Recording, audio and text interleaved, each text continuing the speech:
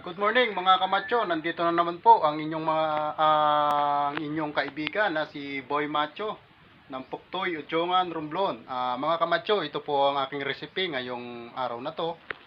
Ito, bulaklak ng kalabasa, tapos sitaw, yung sariling mga tanim natin. At ito ay kabuti na nakuha dito sa ating perimeter.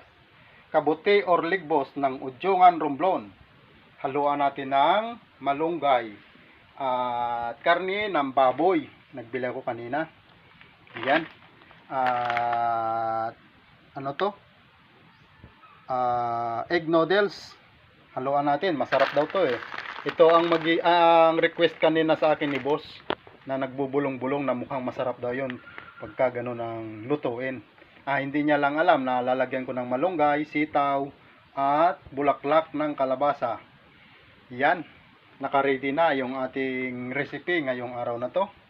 At ilalagay na natin itong ating kasirola na lulutuan natin dito sa ating simpleng lutuan.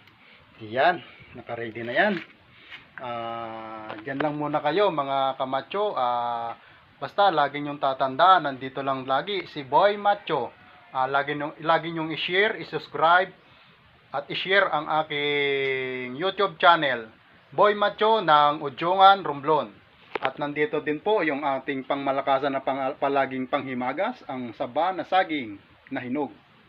Hindi na niluluto yan, kinakain lang ng ganon, alisan lang ng balat. Yun lang muna mga kamacho.